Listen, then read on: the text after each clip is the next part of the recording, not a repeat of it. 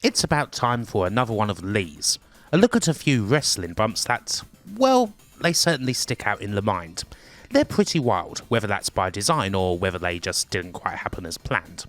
The first one of these went down pretty well. A fair few of you made some cool suggestions in the comments, and I've picked out a couple of them as well as some others that I wanted to do.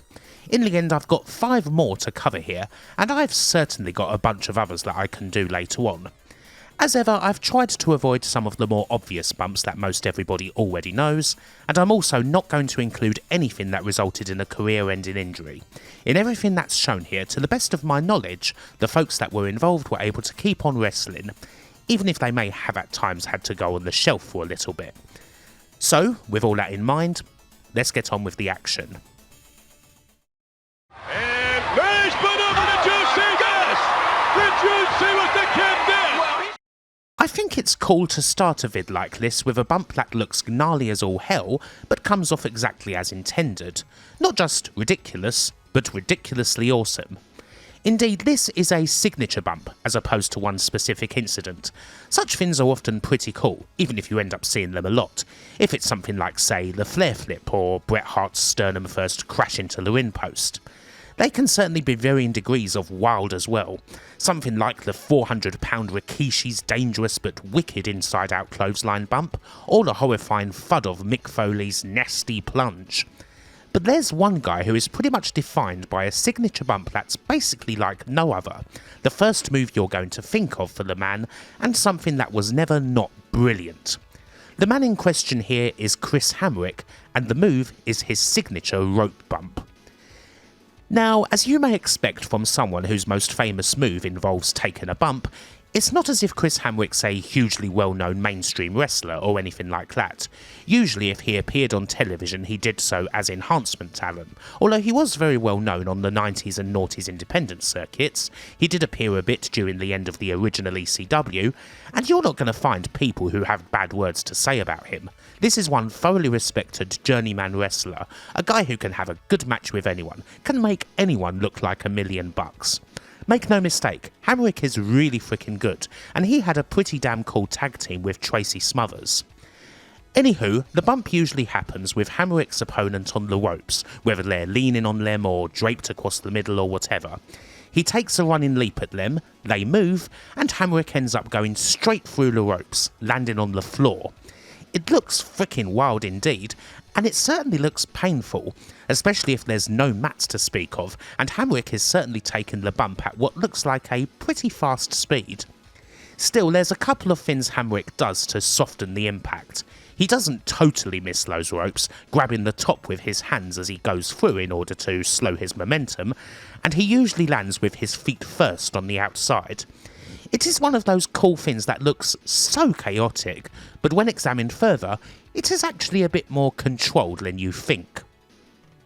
Probably the 2 most high-profile examples of the bump come from when Hamrick, complete with beautiful blonde mullet and Ricky Morton's tights, wrestled some squash matches on Raw back in 1994. First, we've got his March 22nd match against 1-2-3 Kid. The Hamrick bump is different here and even more awesome. It happens in a rope one sequence, with Kid sweeping a running Hamrick, who goes absolutely flying for the Hamrick bump. Needless to say, it got a big reaction in the back, with various people wondering if Chris meant to do it. Apparently it was only fellow enhancement wrestler the Italian Stallion who immediately said that, yep, Chris's move was totally intentional. In a 2024 interview with the Chat Grapple and Cheap Pops podcast, Hamrick specifically mentions that Owen Hart collared him afterwards, asked him if he meant to do it, and then said that it was the most unreal bump he had ever frickin' seen. And from that point, Owen really wanted to work with Hamrick. Although on the other side of things, George Steele, working as a road agent at the time, apparently told Hamrick not to do the bump again. Anyway, a couple of months later on June 12th, Hamrick is back in again, and Owen Hart gets his match with him. Does Hamrick do the bump and go against the wishes of the turnbuckle eating animal? Of course he bloody well does. And the real cool as hell thing in the clip is that you can see Owen turn around immediately, just to watch that bump in action, before going out to sell it even more, amusingly saying to the camera that he could pin Chris right now if he wanted to, but he's gonna make him suffer some more. One big old mark of respect, that one. There's several other examples of the Hamrick bump kicking around from various places, whether it's the Fed, ECW or Indies, and every time out, well, it's just a glorious thing to see. The damnedest thing, in fact, which is something they might possibly say in North Carolina.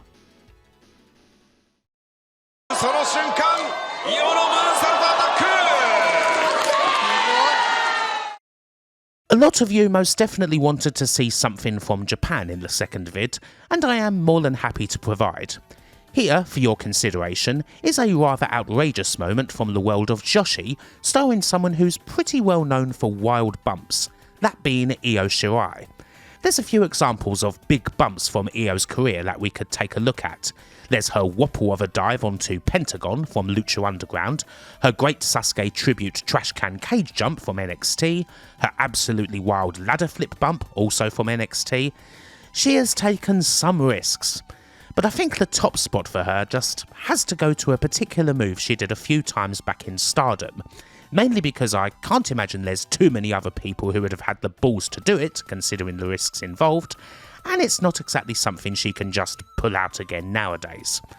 I speak of the Io Shirai Korakuen Hall Moonsault over the frickin' stairs, an outrageous move that takes full advantage of one of wrestling's most iconic arenas, with Io climbing to the top of the Korakuen's entrance in order to do a jump over the stairs and onto the opponent standing at the top.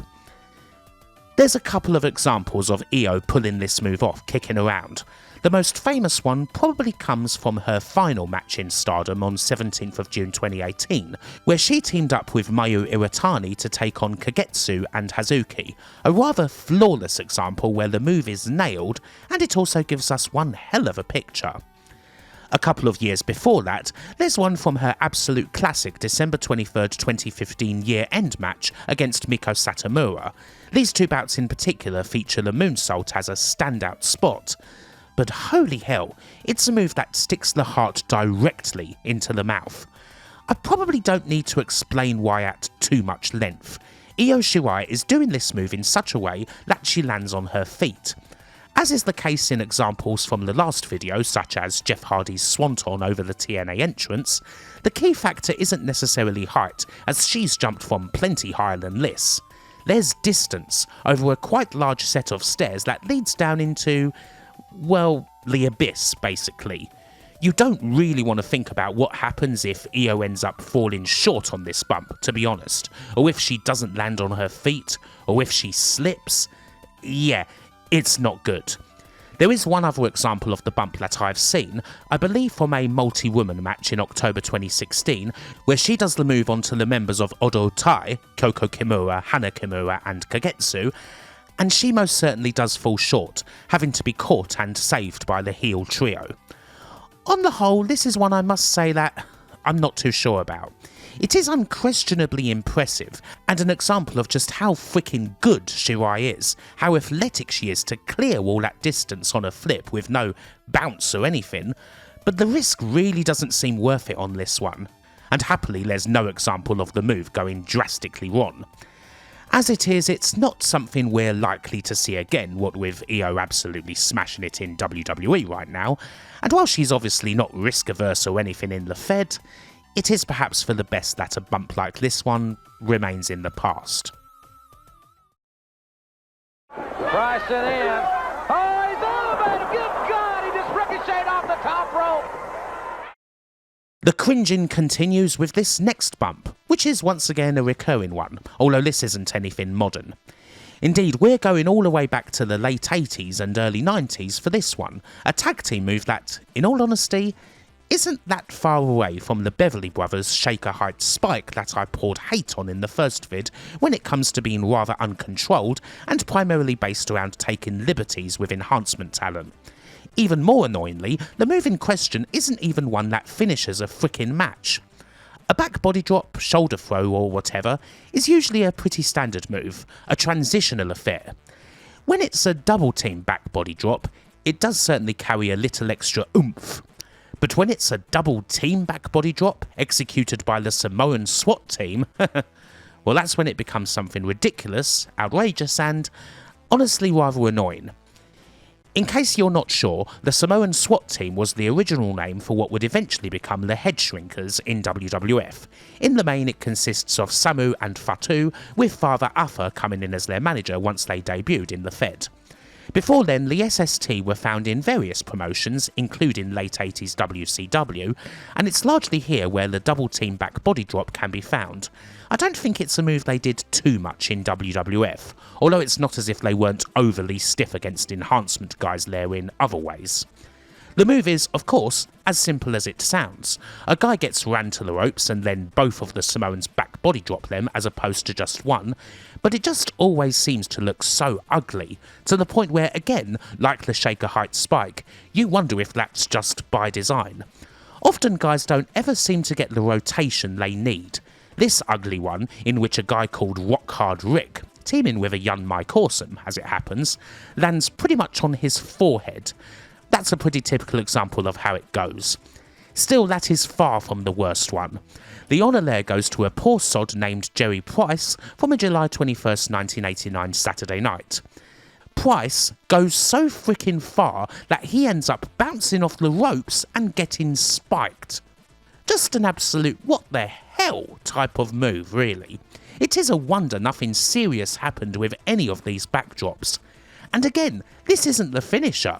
That usually comes after a round of whopping splashes from Samu and Fatu. And will you see this move against an actual established tag team? Like hell you will. Those guys aren't going to agree to take that shit anytime soon. Only the job guys get to experience such rarefied air. Quite literally in the case of this move. Alas, this is a bit of a problem that you find with quite a few power tag teams from these days, something that really comes from the Road Warriors and how they got successful, pretty much by running teams over and just sending them to oblivion. As impressive as it was, well, a lot of the time it involved taking a lot of liberties with people. That's true of the SWAT team, the Steiners, the Beverleys, the Nasties and plenty more. You know, the old school paying your dues Finn, earning your stripes by repeatedly eating the sole of a boot. And hey, it's not like that sort of thing's limited to the States and the big companies or whatever, because if anything it was 10 times worse in Japan where they just beat the living hell out of the rookies in the dojo, using them to test out their moves and calling it training. One of those things that just, well, nowadays it makes you cringe, and makes you kind of happy that the days of the one-sided jobber squash are over, as too many times, well, this sort of crap was the result. And let's not make out like this is some newfangled, "ow, wrestling's gone woke" bullshit thing either. Perry Saturn nearly losing his job and getting viciously punished by the APA over the Mike Bell incident in 2001 shows that the culture was shifting away from this sort of thing nearly 25 years ago. Like, perhaps Scott Steiner didn't actually need to hit a frickin' Steiner screwdriver on Reno Riggins in a random war match. And yeah, I'm regretting writing that sentence now that I've said it.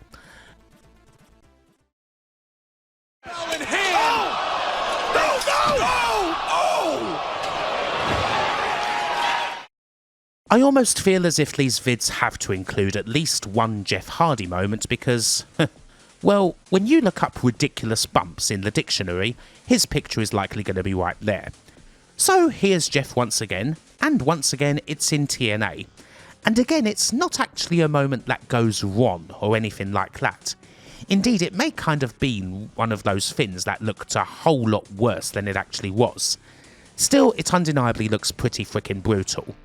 This time around, it's the bump that takes Jeff from the cage all the way to landing on the steel steps, and it happened at Impact's Lockdown 2015 special in a tag match where the Hardys took on Abyss and James Storm. As a matter of fact, the bump in question happened after the match, which the Hardys lost. Hell, it takes place a whole 2 minutes after the match finishes, with Matt Hardy put through a table and out of commission. Other members of the Heel Revolution stable are looking to do damage on Jeff. However, he gets out of the way when Manic tries to frog splash him through a table.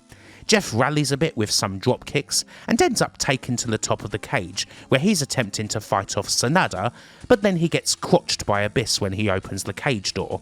James Storm hits Jeff with the cowbell and Hardy falls right onto the frickin' steps with a big thud. Now, this often gets brought up as one of the nastiest spots of Jeff's career, and it certainly gets sold as such. Hardy remains virtually motionless until the segment ends, with agents crowding around him and so on, although we do not get a stretcher job. Still, having had a proper look at it, one does wonder, how nasty is this one in the whole grand Jeff Hardy scheme of things? I don't know. I'm actually not sure if I would put it too high on the list. It should be mentioned firstly that this whole thing was totally by design. Jeff Hardy didn't get injured and was back in the ring mere weeks later. The bump was essentially a way to write him off TV for a little while, mainly because Impact had a UK tour coming up, which Jeff wouldn't have been able to attend due to previous drug convictions. As far as Jeff Hardy and the steel steps goes, he's much more regularly done a swanton from the top rope to the steps on the outside, and that always looks a hell of a lot nastier than this, particularly the one from his 2022 AEW match with Darby Allin, where he clearly hits the edge of the steps on the spot. Ouch. In comparison, this one doesn't hit the edge of the steps, landing flat back on the steel, and it generally seems a bit more controlled. Hardy has certainly fallen a lot further. He's got the door of the cage to handle for at least a bit of the fall. Still, it is a pretty risky move indeed, with a bit of a way to fall onto steel, and it's presented like a knockout blow, whereas those other step spots tend to happen in the middle of a match. So perhaps that's why this one just seems to stick out in the mind. And there is the commentary too, which does get slightly into the dreaded and thoroughly unwelcome Owen voice territory. As a spot, it is executed basically as well as it could have been, although it is a bit of a ridiculous situation to begin with, what with it being a part of the already kind of silly lockdown gimmick that, if I'm honest, I've never hugely cared for, it happening during a rather grim and dark period for TNA where the viewership was down and all sorts of talents were leaving, the match itself being a bit of a miss, and the whole post-match deal just generally feeling like an unnecessary cluster schmoz.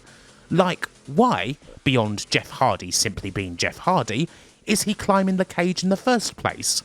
Amusingly, Taz says on commentary that he wants a piece of Sanada, who's on the outside. But that doesn't make a whole lot of sense, seeing as how the cage door has already been opened, and surely Jeff could have just, gone at Sanada that way. As with so many Impact Wrestling related things from this time period, the logic is somewhat lacking. In the end, I can't say this bump is one that's ridiculously awesome. It is more just plain ridiculous. Although I kind of consider that more to do with Impact Wrestling's state at the time, rather than Jeff Hardy just being good old Mr. Extreme.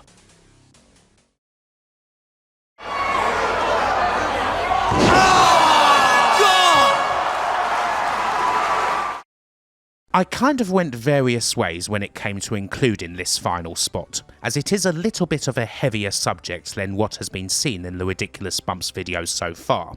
But yeah, it is something that definitely warrants a spot, and it requires examination. For this one, we're going to the Indies, and we are specifically going to CZW. Now, looking at CZW, or indeed any deathmatch-centric promotion, may appear to be something of a cheat code when it comes to covering ridiculous bumps, seeing as we are utterly spoiled for choice in this world, and it would probably be really freaking easy to make 30 or so slop-tastic videos where we just guffaw at guys going through light tubes and make 1004 variations on the hot dog and a handshake joke. However, this actually isn't a particularly hardcore match. That wasn't all CZW did, even in the mid-late noughties, and this one is centred around junior action. A specific move, in fact. A move that is a rare beast, one that's executed perfectly in a sense, but is utterly impossible to do without hurting the guy taking it. Something that could be straight out of a video game, but really shouldn't be taken out of there. It's the Moonsault Styles Clash. The match in question happens on August 8, 2009 at the Tangled Web 2 show, and it's an 8-way aerial assault match featuring B-Boy, Devon Moore, Facade, Greg Excellent, Mike Sydal, Rich Swann, Ryan McBride, and Spyral BKNY. As you can imagine, the psychology is going to be fully on point, a real thinking man's bout. Yeah, of course it's a big old spot fest. Perfectly good for this sort of thing, largely works well, especially seeing as it's the opening bout and it gets the adrenaline pumping, as it should. But of course, everything else in this match gets dwarfed by the spot in question, which involves Mike Sydal and Spyral BKNY. Mike Sydal is, as you may have guessed, Matt Sydal's brother. His younger brother, to be precise, and he's been wrestling for about a year at this point. Spyral BKNY is a bit more experienced. He's wrestled since 2000 and he's a definite good fit for this sort of match, known for being aerially spectacular and very innovative in terms of moves. Now, innovation can be a mixed bag here, of course. Yes, it is the sort of innovation where you take moves and add various flips and twists and what have you, ratcheting up the risk factor considerably. The sort of thing that some look down upon as having shades of the old backyard about it. But then, this is CZW, and it's what the product kind of demands. You kind of want a lot of wrestlers who are, not in a damning way, like Teddy Hart but with the prick dial turned significantly down. A pedigree doesn't exactly cut it. A top rope pedigree may get closer, but a flipping top rope pedigree? Yeah, that's what gets the crowd going. It's the nature of the beast in the CZW arena, what with its air horns and shouts of "Someone call 911" and what have you. Anywho, the moment in question happens close to the finishing part of the match. Mike Sydal is looking to go up top for a big move, specifically up to the platform that CZW had on a couple of the corners in matches like this one. However, he gets intercepted by Spyral, who uses the platform to set Mike up into a Styles Clash position. Now, it would usually be possible to do a top rope clash from this position, however the platform is kind of there, in the way. And besides, while a top rope Styles Clash may get a few oohs, what about a top rope flipping Styles Clash? Well, let's see how that pans out. Holy flipping shit. Oh, Lord. Oh, precious, precious Lord. It lands with an absolutely horrendous thud, air horns going off left and right as you would expect. Spyral turns him over for the pin, but is kind of expecting Sydal to get a shoulder up, seeing as this is not the match's finish. This does not happen, and the pin has to be barely interrupted. The ref, Brett Lauderdale, pretty much calls an audible here to keep things rolling, just as Rich Swann gets in there to continue the action. Of course, the reason why we have a phantom kickout is because Mike Sydal is unconscious thanks to that freaking move. On the move itself, well, there's no specific botch. Technically speaking, the execution is perfect. However, it is clearly a move that should not exist for one simple reason. For the person taking it, there is absolutely zero protection. Mike Sydal's arms are behind Spyral's legs. He has no way whatsoever to shield himself from the impact, and so, well, he's utterly pancaked. His face lands full force into the mat. Needless to say, Sydal takes no further part here. The ref largely focuses on checking Sydal for the next couple of minutes before he's stretchered out of the arena, as are a couple of other guys on the outside and a couple of sell-in wrestlers in the match, including Spyral. The match continues on and is won a few minutes later after Greg Excellent flattens everyone with a monster dive from the platform before pinning Rich Swann after a Tiger Driver 98. So, there's a fair bit to break down on this. There are a few accounts on just what happened. It should be said quickly that Mike Sydal did recover from this. In fact, unbelievably, going by Cage Match, it looks as though he was wrestling again regularly a mere week later. Simon Gotch, in a Twitter post, said that if he remembered correctly, Sydal suffered a broken wrist and severe concussion due to the move, even having a seizure backstage. He most certainly did get banged up, although he doesn't appear to have been out of the ring for 6 to 8 months, as Simon Gotch said. However, just because he continued working doesn't necessarily mean that he should have been, although whether it was advisable for him to be in the ring so soon after this incident is another matter. Devon Moore, in a shoot interview with Smart Mark Video, doesn't exactly have anything good to say about it.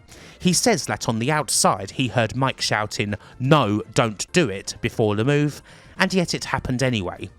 One of the big reasons why this move got a lot of attention on the old wrestling web was due to a clip from Matt Sydal's U-Shoot interview, recorded years after the incident, where he was asked by a fan to give his reaction to the clip. Understandably, the clip pissed Matt off royally, especially as it was the first time he'd seen it. While the original YouTube video of this is gone now, Mike Sydal did make a comment on it. Thankfully, someone reposted this comment on Reddit, and it went as follows.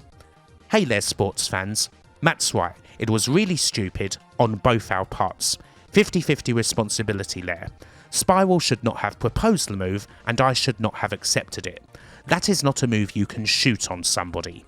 Spyral felt bad and spent the whole night in the hospital with me. Much love to all, thanks." This is one of those things where the details, to be honest, are rather murky. A couple of the people who've talked about this move weren't present at the show in question.